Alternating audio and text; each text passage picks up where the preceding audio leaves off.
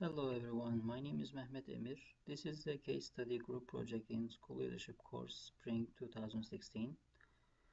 First of all, I would like to introduce our group members. They are Aydogan Altun, Serkan Turhan, Mehmet Emir, Mustafa Akcakaya, Uzeyir Sevici and Murat Konac. Before we start this project, we came together and made a plan how to create this video. We made several webinars during studying on this project. 4 of our group members living in Dallas, one in Laredo and one in Houston. Because of that, we made the webinars. There are 6 different steps of the project. We share the responsibility and each of us picked a step to talk about. In this video, following steps of the projects will be discussed by different group members. Step 1, identifying the central problem. Step 2, identifying the secondary problem. It will be indicated how they related to the central problem as well. Step 3, possible solutions. Step 4, evaluation of the solutions, advantages and disadvantages. And finally, step 5, plan for implementation. Hello, my name is Aydogan Altun. In this video I will give you information about the school, identify the central and secondary problems. The grading dispute case takes place in the school named Just In Case High School, which is located in Dallas, Texas. It is one of the 25 campuses in the school district. This school was opened in 2010-2011 school year as a 6-9 school and added a grade level each year until the 2013-2014 school year. It is now a 6-12 school with a total of 565 students. This is a very diverse school in terms of ethnicity. Student demographics are 35% Hispanic, 30% African American, 20% white, 8% Asian, 7% native. On the other hand, 55% of the students are economically disadvantaged, 18% of the students are ESL, and 5% of the students are SPED. Just In Case High School is a STEM-focused school. Students are doing a lot of hands-on activities and projects in classes. Technology usage in this school is significantly important. There are a lot of hardware and software available for staff and students to use. Just In Case High School has different student teams who represent the school in the regional and statewide academic competitions such as Science Fair, Science Olympiad, Math Counts, and Robotics. There is an 11th grade student, Standstill, who takes sociology class in this school. The problem takes place between him and his teacher, Max Power. Standstill strongly believes that his final exam grade should be at least 90 because he studied very hard and answered all questions correctly. He even checked his answers from the book right after the test. They were all correct. Standstill asked Mr. Power by presenting himself in a respectful manner to see his graded assignment. Mr. Power gently said that there was no time to go over his assignment, since it was the last day to submit all grades. Therefore, Mr. Power stated that if he hadn't agreed with his grade, he had a right to appeal to the administration office. He needed to fill out the appeal form. Then Academic Affairs reviews the complaint, hear both parties and take action. In this case, the central problem is getting a lower grade than the expected grade, because Standstill was expecting to get 90 or above in his final exam according to his answers comparing with the book, but he received a lower grade, which he is not satisfied and happy with that. The secondary problem in this case is Mr. Power's grading rubric and his approach to the student's complaint. It seems that he did not have a grading rubric for that test. This issue caused the central problem, which was a grading dispute. Thank you. Hi, my name is Mustafa Akcakaya. I'm gonna talk about some possible solution for our case.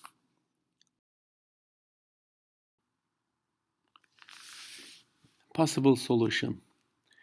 That kind of grading dispute cases is actually very common. Many teachers can encounter such problems since they always accept to have good grades. A teacher should be prepared for this situation by having a policy for grading and rubric, which explains what is needed for a full grade. Teachers should be fair and clear in grading, and their emotions should not be involved in this step.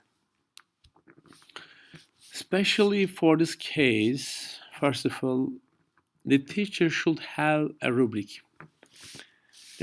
I'm gonna give some information about the rubric which could be really helpful for clear explanation. Second, the teacher should not leave the grading issue to the due date of grading process, taking these kinds of appeals and objections into the consideration. Is this case for the teacher while grading for the student? The teacher can add an explanation note in the grade book about the appealing process.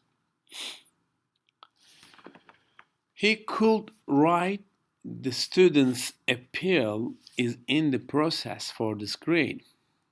Other than that, the teacher's approach was nice and gentle. So this shows he was helpful enough. He could also discuss the topic with the administration to see if there are other solutions. He could also recommend giving him some make-up project ideas for the next semester.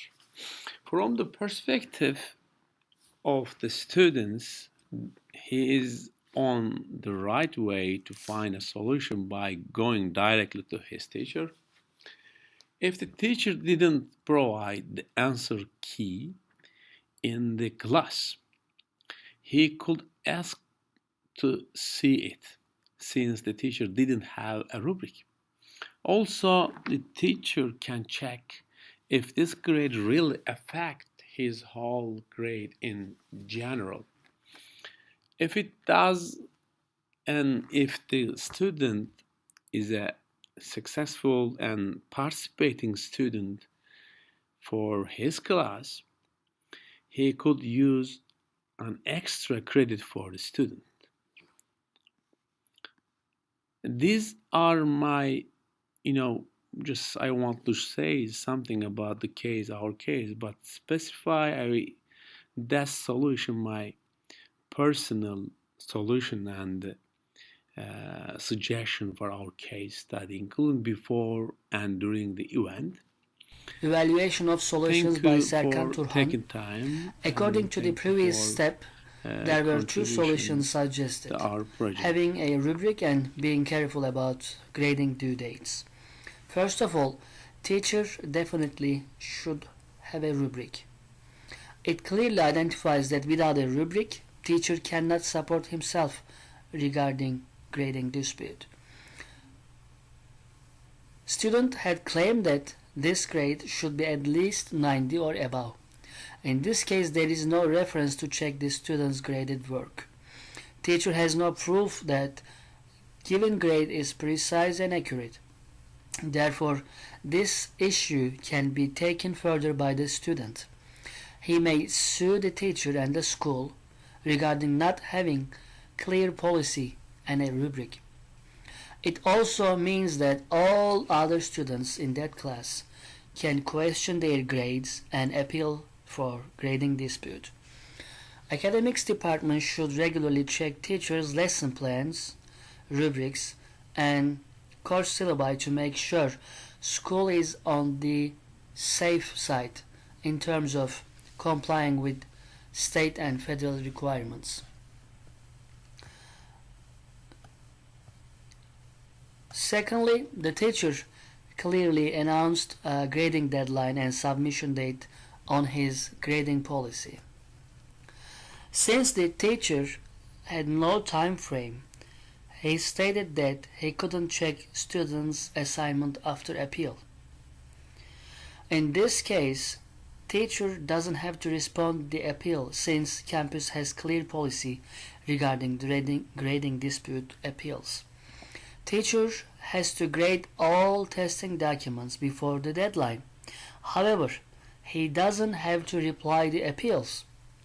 As indicated in the school policy, academic affairs or academics department would review the issues related to grading.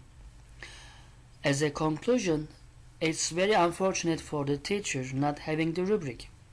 What would be teacher's reference if there was no rubric? This issue may lead to favoritism, prejudice, and ultimately discrimination in the school environment. How do we know according to which criteria grades were given? Administration has no any solution other than apologizing and requesting a rubric from the teacher. They have to apologize from the student and the parent, and they need to request rubric from the teacher. After getting the rubric, teacher has to start over grading process for all students to be fair and honest. Disciplinary action also needs to be taken for the teacher after getting this statement for the reason of not having a rubric. After these disadvantages, such as losing students and parents' credit, damaging school reputation, and dealing with court cases after being sued by students, of course, administration had learned a lesson the hard way. And I will say this is the only advantage for the school management. For the future, they would be much more careful and proactive, forward-thinking for similar or different possible issues they may encounter at the campus.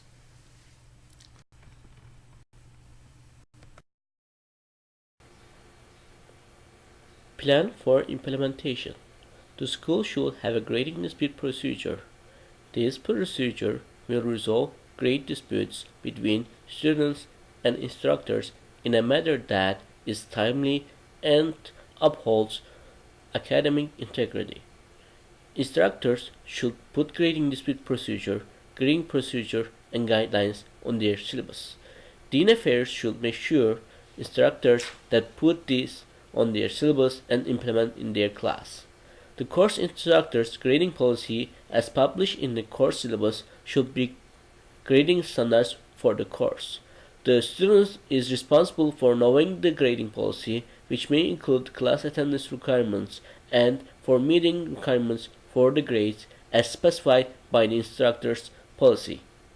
Any modification the instructor makes in the original grading policy during the semester should be minor and must be announced and published in the written form and distributed to all student participants in the course. Here is a sample grading dispute procedure. The student should contact the instructor within 5 school days after the posting of a perceived unfair final grade to try to resolve the matter informally. Submit in writing an explanation of argument, dispute, and disagreement. Include supporting evidence from the class resource. For example, previous graded exam, graded work with the instructor notes, and syllabus. Student case will be reviewed by the next class period. Student can set up an appointment to meet with the instructor to discuss the response. If the grade dispute is not resolved, student can contact the Dean Affairs, try to reach a resolution that is mutually agreeable to students and instructors, and students should fill up an appeal form. Thank you. Thank you for watching.